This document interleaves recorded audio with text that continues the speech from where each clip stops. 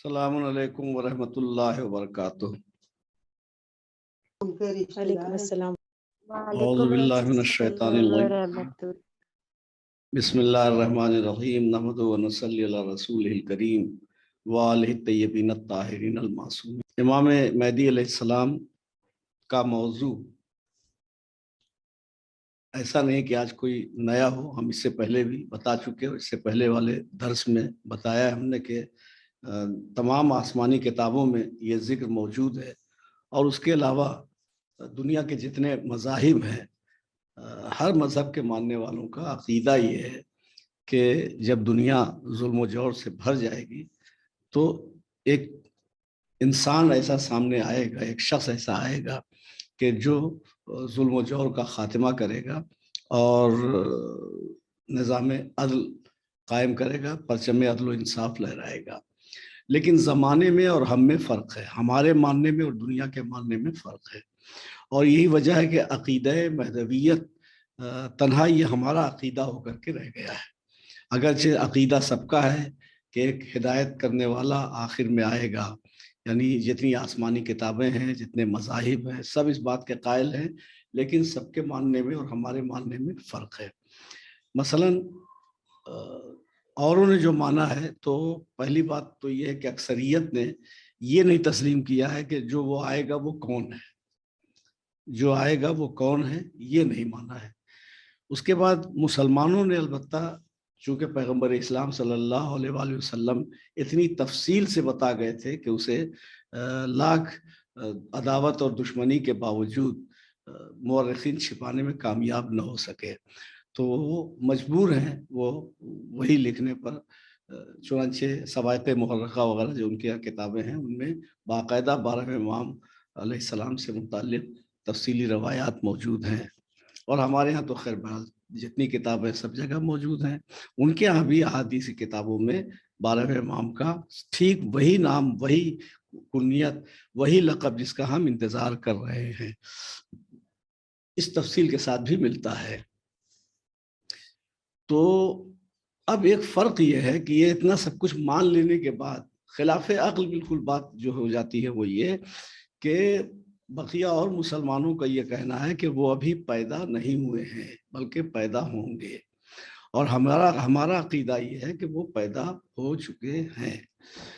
تو ابھی ان دونوں میں فرق ہے۔ جن کا عقیدہ یہ کہ پیدا نہیں ہوئے ہیں، تو جب کوئی نقلی مہدی دعویٰ کرتا ہے کہ میں ہی امام مہدی ہوں، تو ان کے لیے پریشانی ہو جاتی ہے۔ پریشانی اس لیے ہو جاتی ہے کہ ان کا یہ ماننا ہے کہ ایک شخص ہے جو پیدا ہوگا، تو ہو سکتا ہے کہ یہ پیدا ہو گیا ہو، لیکن ہمارا عقیدہ ہے کہ پیدا ہو چکے۔ تو جب پیدا ہو چکے، تو اب جب پیدا ہوئے تو کوئی ماں ہے، کوئی باپ ہے، کوئی خاندان ہے، کوئی قبیلہ ہے۔ جب یہ عقیدہ ہے تو اب ہمارے پاس پوری تفصیل موجود ہے کہ آپ کی والدہ کا نام کیا ہے، آپ کے والد کا نام کیا ہے، آپ کا خاندان کون سا ہے، سلسلہ کیسے چلا ہے، اس سلسلے میں کس نمبر پہ آپ کا وجود ہے، پوری تفصیل موجود ہے۔ اسی لیے ہم لوگ 12ویں امام کہتے ہیں۔ اب مشکل یہ ہے کہ اگر ہمارے ساتھ تمام مسلمان 12ویں امام کہہ دیں تو ان کے لیے ایک پریشانی ہوتی ہے کہ بھیا جب آپ بھی 12ویں امام کہہ رہے ہیں تو آپ پھر بتائیں کہ 11واں کون ہے، 10واں کون ہے، 9واں کون ہے، 8واں کون ہے، 7واں کون ہے، 6واں کون ہے، 5واں کون ہے، 4تھا کون ہے، تیسرا کون ہے، دوسرا کون ہے، پہلا کون ہے۔ تو جب 12واں آپ کہہ رہے ہیں تو آپ بتائیے کہ اس سے پہلے کہ 11 کون ہے۔ اور الحمدللہ ہمارے پاس پوری فہرست 12 کی ایسی ہے کہ اگر عام مسلمانوں کے علماء کے ہاں آپ چلے جائیں تو ان کے علماء بھی آپ کو فوراً نہیں بتا سکیں گے کہ 12 امام کون ہے، جبکہ نبی نے بالکل کھلے الفاظ میں کہا کہ میرے بعد میرے 12 جانشین ہوں گے۔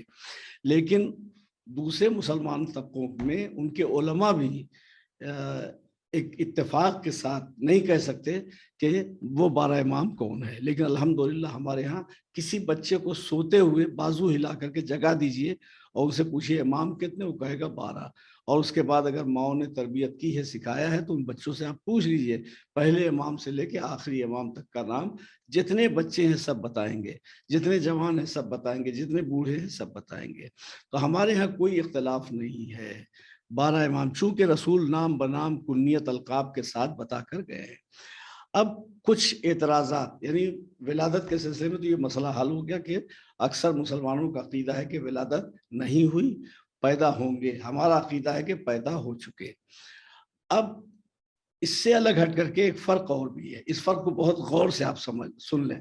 ایک فرق کیا ہے کہ اور مسلمانوں کا یہ کہنا تو ہے کہ جب دنیا ظلم و جور سے بھر چکی ہوگی تو آپ تشریف لائیں گے اور ظلم و جور کو ختم کریں گے، لیکن ان کا یہ عقیدہ نہیں ہے کہ ظلم و جور کا خاتمہ مکمل طور پر کبھی ہو سکتا ہے۔ ان کا یہ سمجھنا ہے کہ شرارت انسان کی فطرت میں شامل ہے، فتنہ و فساد انسان کی فطرت میں شامل ہے، لہٰذا برائیوں کا کبھی خاتمہ نہیں ہو سکتا۔ یہ ہو سکتا ہے کہ نیکیاں غالب آ جائیں، یہ ہو سکتا ہے کہ عدل و انصاف کا پرچم غالب آ جائے، یعنی عدل و انصاف کا غلبہ ہو، لیکن برائیاں ختم نہیں ہوں گی۔ لیکن ہمارا عقیدہ یہ ہے کہ انشاءاللہ امام علیہ السلام جب تشریف لائیں گے تو برائیوں کا خاتمہ ہوگا، یہاں تک کہ بہرحال کچھ دنوں تک شیطان بھی زندہ رہے گا، مگر شیطان بھی ایک دن اس کو بھی موت آنی ہے، اس کو بھی دی ہوئی مہلت ختم ہونی ہے۔ تو کوئی نہ کوئی ایک زمانہ ایسا آئے گا جب مکمل طور پر نظام عدل کا پرچم لہرا رہا ہوگا، یعنی وہ شیطان بھی ختم ہو چکا ہوگا جو انسانوں کو گمراہ کرتا ہے، جو انسانوں کو بہکاتا ہے۔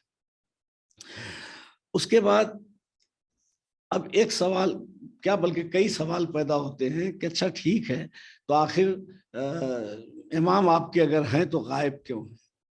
امام ہیں تو غائب کیوں ہیں؟ اب یہاں پہ دیکھیے ایک سب سے بڑا مسئلہ یہ ہے کہ جب ان لوگوں سے یہ پوچھئے کہ شیطان ہے تو وہ مان لیتے ہیں، کہتے ہیں ہاں شیطان ہے۔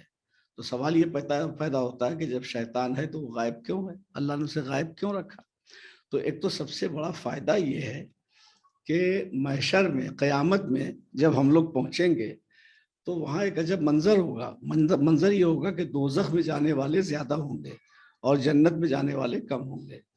تو شیطان سینہ تان تان کے کہہ رہا ہوگا دیکھا خدا، دیکھا میں نے کتنوں کو بہکایا ہے، اور اللہ کہے گا یہ بھی تو دیکھو کہ میں نے کتنوں کو بچایا ہے۔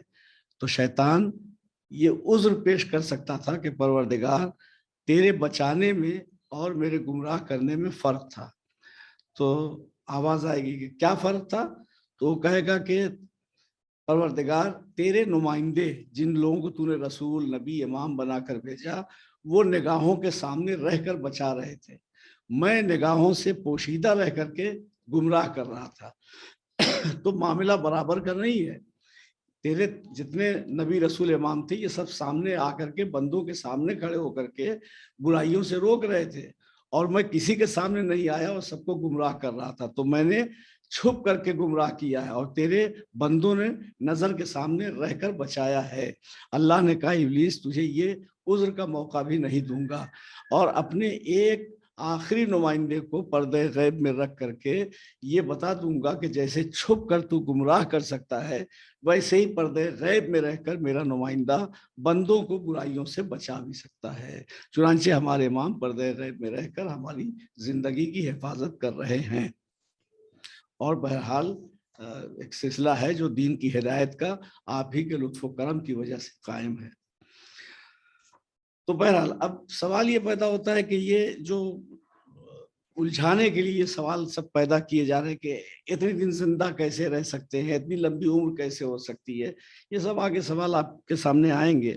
ابھی آپ کو ہم بتائیں کہ غیبت کی ضرورت کیوں پیش آئی، یعنی غیبت کی ضرورت کیا ہے۔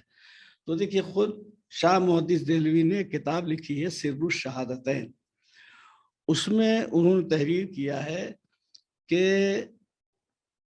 خاتم میں تمام انبیاء کے صفات پائے جانے چاہیے، جو خاتم الانبیاء ہیں، ہمارے نبی آخری نبی جو ہے وہ خاتم الانبیاء ہیں، تو تمام نبی کے صفات پائے جانے چاہیے۔ وہ سر الشہادتین یعنی دو شہادتوں کا راز، سر الشہادتین یعنی دو شہادتوں کا راز۔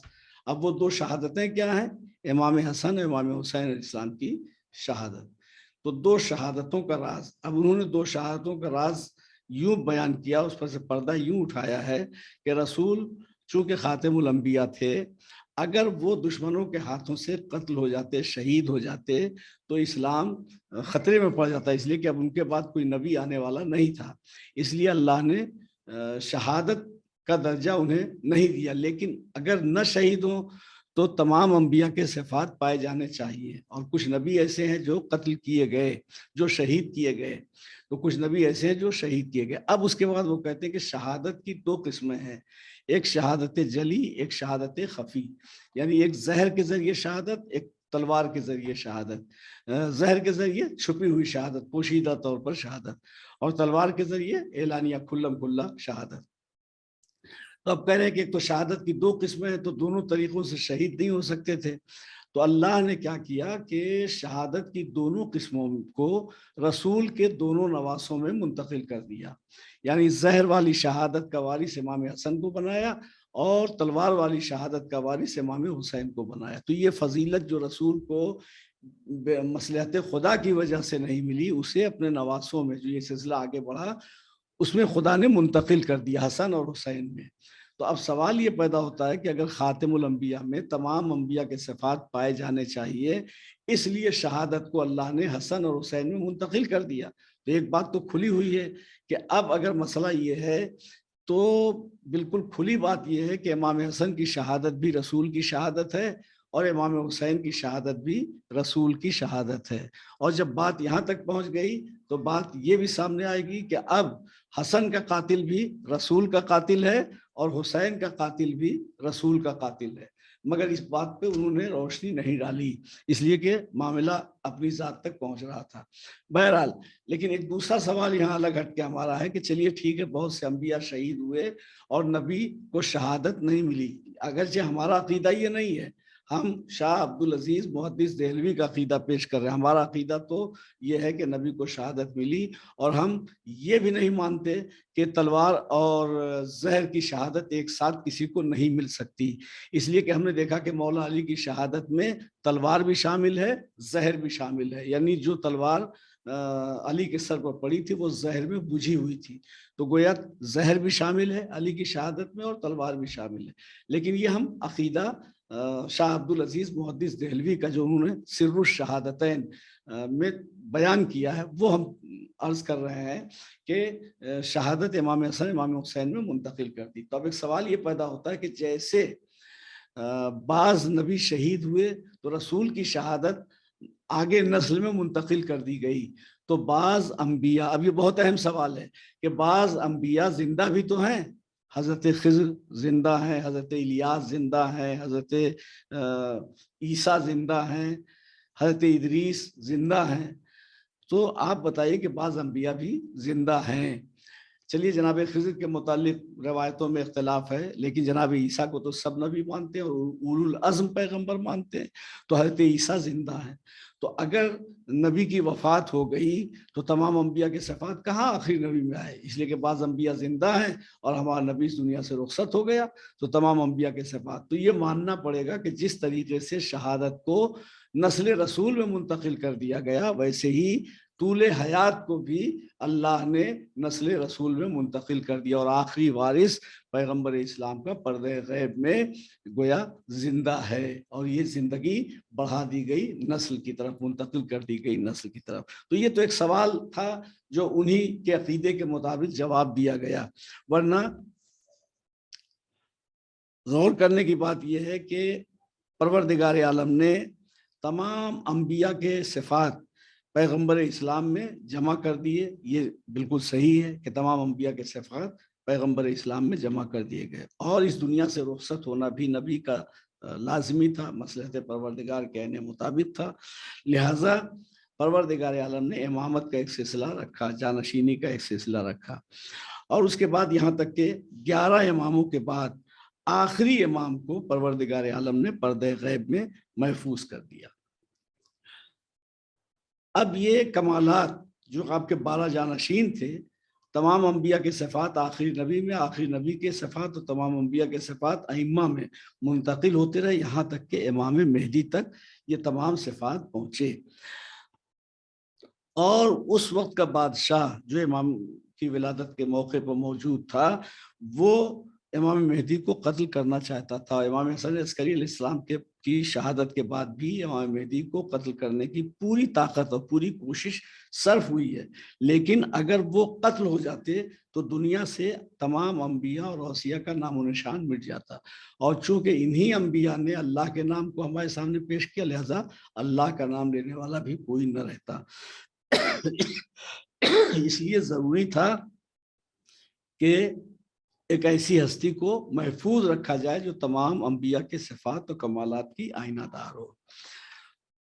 جناب اسماعیل کی نسل 2 بیٹوں سے چلی ہے. یہ ہم بتا چکے ہیں کسی تاریخ کے کسی حصے میں کہ جناب ابراہیم کی نسل 2 فرزندوں سے چلی ہے، ایک اسحاق اور ایک اسماعیل. تو جناب اسحاق سے جو نسل چلی ہے وہ حضرت عیسیٰ تک پہنچی ہے. تو اسحاق کی نسل کا آخری وارث زندہ ہے. اسحاق کی نسل میں جناب عیسیٰ کو پروردگار عالم نے زندہ رکھا ہے، آسمان پہ محفوظ رکھا ہے. تو اب انصاف کا تقاضا یہ تھا کہ اسماعیل سے جو نسل آگے بڑھی ہے اس میں بھی نسل اسماعیل کا کوئی زندہ رہے. فرق یہ ہے کہ نسل اسحاق کا جو زندہ ہے وہ آسمان پہ ہے اور نسل اسماعیل کا جو زندہ ہے وہ زمین پہ ہے، اور اسی زمین سے اس کا رابطہ ہے. اور انشاءاللہ جب امام تشریف لائیں گے تو جو نسل اسحاق کے عیسیٰ زندہ ہیں وہ آ کر ہمارے امام کے پیچھے نماز پڑھ کر بتائیں گے کہ افضل کون ہے، مفضول کون ہے، اور اس وقت امامت کا حق کسے حاصل ہے. تو اب امام مہدی علیہ السلام کو پروردگار عالم نے اس ہوئے زمین پر زندہ رکھا اور دشمنوں کے تمام شر سے محفوظ کر دیا. یہ دشمن چاند کی بلندیوں پہ پہنچ گئے، ستاروں تک پہنچ گئے، مگر کہیں نہ تو عیسیٰ کو تلاش کر سکے، اور زمین کی گہری تہوں تک پہنچ گئے، نچلی تہوں تک پہنچ گئے، نہ تو یہ زمین پر امام مہدی علیہ السلام کو تلاش کر سکے. تو پروردگار عالم نے کہا کہ جسے ہم محفوظ کر دیتے ہیں تمہاری کوئی طاقت کام نہیں آ سکتی، اور تمہاری ترقی اور تمہاری ذہنی صلاحیتیں اسے تلاش کرنے میں کبھی کامیاب نہیں ہو سکتی. اور یہ بہرحال مسلمات میں شامل ہے کہ زمین حجت خدا اور امام زمانہ سے خالی نہیں رہ سکتی. اگر زمین حجت خدا سے خالی رہے گی تو نظام کائنات درہم برہم ہو جائے گا، نظام کائنات ختم ہو کر کے رہ جائے گا. اصول کافی میں امام زمانہ علیہ السلام کے سلسلے میں بہت سی حدیثیں اور تمام ہمارے جو 11 امام ہیں، 11 امام کے اقوال وغیرہ بڑی تفصیل سے اصول کافی میں، آخری امام کے سلسلے میں جو چیپٹر ہے اصول کافی میں، اس میں تفصیل سے بیان کیے گئے ہیں. چونکہ حجت خدا اس وقت امام مہدی کے سوا کوئی نہیں تھا. امام حسن عسکری السلام کے بعد حجت خدا امام مہدی کے سوا کوئی نہیں تھا، اور انہیں دشمن قتل کر دینے پر تلے ہوئے تھے، اس لیے پروردگار عالم نے انہیں محفوظ کر دیا. اب حدیث میں ہے کہ حجت خدا کی وجہ سے بارش ہوتی ہے، انہی کے ذریعے سے روزی تقسیم ہوتی ہے. یہ مسلم ہے کہ حضرت امام مہدی تمام انبیاء کے صفات کے مظہر تھے، اس لیے ضرورت تھی کہ انہی کی طرح ان کی غیبت بھی ہو. آپ دیکھیں کہ حضرت نوح، حضرت ابراہیم، حضرت موسیٰ، حضرت عیسیٰ، خود پیغمبر اسلام صلی اللہ علیہ وسلم نے اپنی نبوت کے عرصے تک پردہ خفا میں رکھا. تو یہ لوگ بھی اپنے عہد حیات میں مناسب مدت تک غائب رہے. پیغمبر اسلام صلی اللہ علیہ وسلم بھی ہجرت کی شب جو غار میں رہے تو غائب رہے، اور کوئی پتہ نہ لگا سکا، کوئی آپ کو تلاش کرنے میں کامیاب نہ ہو سکا. تو ائمہ میں، انبیاء میں غیبت کے بہت سے واقعات موجود ہیں، لہذا کوئی خلاف عقل بات نہیں ہے. اب اللہ کی مصلحتوں کو کوئی نہیں سمجھ سکتا. مثلا نماز صبح کی 2 رکعت کیوں ہے، مغرب کی 3 رکعت کیوں ہے، ظہر، عصر اور عشاء کی 4 رکعت کیوں ہے، یہ کیوں ہے، یہ کیوں ہمیں پوچھنے کا حق نہیں. اللہ نے جو مناسب سمجھا وہ رکھا. نماز ایسے پڑھی جائے، نیت کی جائے، اللہ اکبر کہا جائے، یہ سورہ پڑھا جائے، وہ سورہ پڑھا جائے، قیام، قعود، سلام، تشہد وغیرہ جو اللہ نے پورا ایک سلسلہ رکھا ہے، ابھی اللہ ہی بہتر سمجھ سکتا. اس کی مصلحت کو کون سمجھے گا. روزہ 30 ایک مہینہ کا کیوں اللہ نے رکھا ہے، 6 مہینے کا روزہ کیوں نہیں رکھ دیا، 3 مہینے کا روزہ کیوں نہیں رکھا، 2 مہینے کا روزہ کیوں نہیں رکھا. تو یہ سب اللہ کی مصلحتیں ہیں۔ تو ہم تو یہ بھی نہیں سمجھ سکتے کہ اللہ نے نماز سے پہلے وضو کا ایک طریقہ، خاص طریقہ کیوں رکھا، ہاتھ پیر دھو لیتے، منہ دھو لیتے، لیکن ایک خاص طریقہ وضو کا کیوں رکھا، ایک خاص طریقہ نماز کا کیوں رکھا، ایک خاص طریقہ روزے کا کیوں رکھا۔ تو اسی طریقے سے غیبت بھی اللہ کی مصلحتوں میں سے ہے۔ جیسے بہت سے امور میں ہم اللہ کی مصلحتیں نہیں سمجھ سکتے، اسی طریقے سے امام زمانہ علیہ السلام کی غیبت میں اللہ کی کیا مصلحتیں ہیں، ہو سکتا ہے کہ ہم نہ سمجھ پائیں، لیکن وہی بہتر سمجھ سکتا ہے۔ سب سے بڑی چیز کیا ہے کہ سورہ انا انزلنا اگر آپ پڑھیے، اس کی تفسیر پڑھیے، تو پتہ یہ چلتا ہے کہ نزول ملائکہ شب قدر میں ہوتا ہے، یعنی ملائکہ شب قدر میں نازل ہوتے ہیں، اور یہ ظاہر ہے کہ ملائکہ یا تو انبیاء پہ نازل ہوتے ہیں یا اوصیاء پہ نازل ہوتے ہیں۔ کوئی معصوم ہستی زمین پہ ہونی چاہیے کہ جہاں ملائکہ نازل ہوں اور لوگوں کی قسمت اور تقدیر کے جو فیصلے ہیں وہ پیش کریں۔ چنانچہ امام مہدی علیہ السلام کو اس لیے باقی رکھا گیا تاکہ ہر سال شب قدر نزول ملائکہ ہو اور اللہ کی جو یہ غرض ہے وہ پوری ہو سکے، اور شب قدر میں انہی پر ملائکہ نازل ہوں۔ حدیث میں ہے کہ شب قدر میں سال بھر کی روزی وغیرہ امام مہدی تک پہنچا دی جاتی ہے اور وہی اسے تقسیم کرتے ہیں۔ اللہ کسی کو اپنے کسی کام کا ذریعہ بنا دے، وسیلہ بنا دے، اس میں کوئی اعتراض نہیں کیا جا سکتا۔ حیات اور موت کا مالک اللہ ہے، لیکن روح قبض کرنے کے لیے ملک الموت آتے ہیں۔ تو اگر روح قبض کرنے کا وسیلہ پروردگار عالم فرشتوں کو بنا سکتا ہے، فرشتے کو بنا سکتا ہے، تو پھر آخر کیا وجہ ہے کہ رزق کی تقسیم کا ذریعہ اور وسیلہ امام وقت کو نہ بنائے؟ اور حکیم کا فعل حکمت سے خالی نہیں ہوتا، اللہ کا کوئی عمل حکمت سے خالی نہیں ہے۔ یہ دوسری بات ہے کہ ہم اللہ کی حکمتوں اور مصلحتوں کو سمجھ نہ سکیں۔ غیبت امام مہدی بھی اسی طرح کی مصلحت ہے جو خدا ہی کو معلوم ہے۔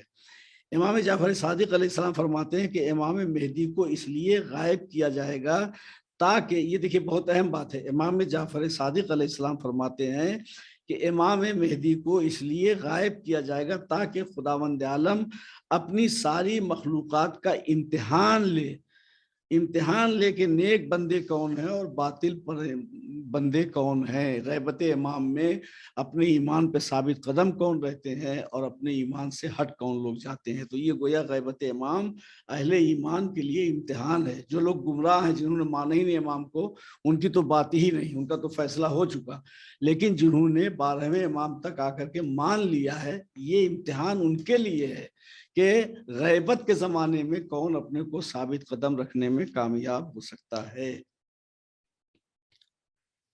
آپ کی غیبت اس لیے واقع ہوئی کہ خداوند عالم ایک وقت معین میں آل محمد پہ جو مظالم کیے گئے ہیں ان کا بدلہ امام مہدی کے ذریعے لے گا۔ یعنی آپ عہد اول سے لے کر بنی امیہ اور بنی عباس اور آج تک کے تمام ظالموں سے بدلہ لیں گے، جنہوں نے آل محمد پہ ظلم کیا، آل محمد کے چاہنے والوں پہ ظلم کیا، ان کے روضوں پہ ظلم کیا، ان کی قبروں پہ ستم کیا۔ تو اہل بیت سے بغض و عناد کا مظاہرہ رکھا، ان کے خلاف بولے، ان کے خلاف تقریریں کی، ان کے خلاف فتوے دیے، ان سب سے انشاءاللہ امام زمانہ علیہ السلام جب تشریف لائیں گے تو انتقام لیں گے۔ خدا حافظ۔ محمد وآل محمد اللهم صل على محمد وآل محمد